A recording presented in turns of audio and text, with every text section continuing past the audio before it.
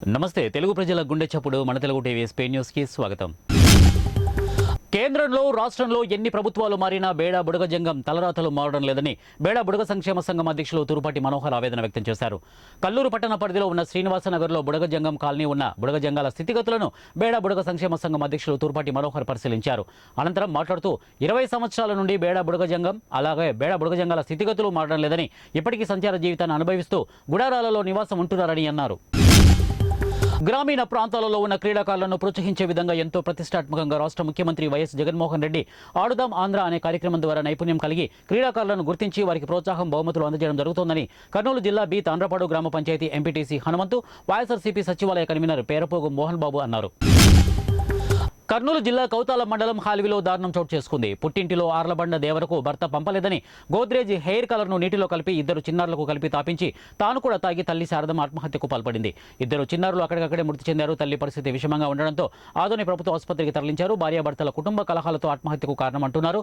ఇక స్థానికులు, పోలీసులు సంఘటనా స్థలానికి చేరుకొని మృతదేహాలను పోస్టుమార్టం నిమిత్తం ఆసుపత్రికి తరలించి దర్యాప్తు చేస్తున్నారు. నంద్యాల జిల్లా చాగలమరి మండలంలోని మల్లెవేముల గ్రామానికి చెందిన సుమారు 20 కుటుంబాల వారు శనివారం మాజీ మంత్రి భూమా అఖిలప్రియ సమక్షంలో తెలుగుదేశం పార్టీలో చేరారు. ప్రస్తుతం వారు వైసీపీ పార్టీలో కొనసాగుతున్నారు. ఆలగడ నియోజకవర్గంలో భూమా కుటుంబం చేస్తున్న అభివృద్ధి, కార్యకర్తల కోసం చేస్తున్న కృషి నచ్చి తాము తెలుగుదేశం పార్టీలో చేరినట్లు గ్రామ నాయకులు నడిపి ఓబన్న, నరసింహుడు, జగదీశ్వరరెడ్డి తెలిపారు. అన్నమయ్య జిల్లా రాజంపేట మండలం చొప్పవారిపల్లె క్రాస్ రోడ్డు వద్ద తెల్లవారుజామున పొగమంచు కారణంగా ఆర్టీసీ బస్సు కంటైనర్ ఢీకొని పలువురికి గాయాలయ్యాయి. ఈ ప్రమాదంలో బస్సు కండక్టర్ జాఫర్ మరియు పలువురి ప్రయాణికులకు గాయాలు కాగా వారి వెంటనే 108 ద్వారా రాజంపేట ప్రభుత్వ ఆసుపత్రికి తరలించారు. ఈ ప్రమాదం వల్ల కిలోమీటర్ల మేర వాహనాలు నిలిచిపోవడంతో ట్రాఫిక్ సమస్య తలెత్తింది. దీంతో అక్కడికి చేరుకున్న పోలీసులు ఈ ఘటనపై కేసు నమోదు చేసి ట్రాఫిక్ సమస్యను నివారించారు. గత కొద్ది రోజుల నుండి పొగమంచు అధికంగా కావడంతో వాహనాలు ప్రమాదాలకు గురవుతున్నాయి. ఇకనైనా వాహనదారులు పొగమంచు కారణంగా తగు జాగ్రత్తలు తీసుకుని ప్రమాదాల బారిన పడకుండా చూసుకోవాలని పోలీసులకు సూచిస్తున్నారు. కర్నూలు జిల్లా మంత్రాలయం నియోజకవర్గం కౌతాల మండలంలో గడప గడప మన ప్రభుత్వం రాష్ట్రంలో సుపరిపాలన అందించే నాయకుడు జగన్మోహన్ రెడ్డి ఎన్నుకోవాలని ఎమ్మెల్యే వై బాలనగర్ రెడ్డి తెలిపారు. శనివారం స్థానిక సచివాలయం 1, 2, 3, 4లో గడప గడపకు మన ప్రభుత్వం నిర్వహించారు. ఇంటింటికి వెళ్లి ప్రభుత్వం అందిస్తున్న సంక్షేమ పథకాలు ప్రజలకు ఏ విధంగా అందుతున్నాయో అడిగి తెలుసుకున్నారు. ఏవైనా సమస్యలు ఉంటే తమ దృష్టికి తీసుకురావాలని ప్రజలను కోరారు.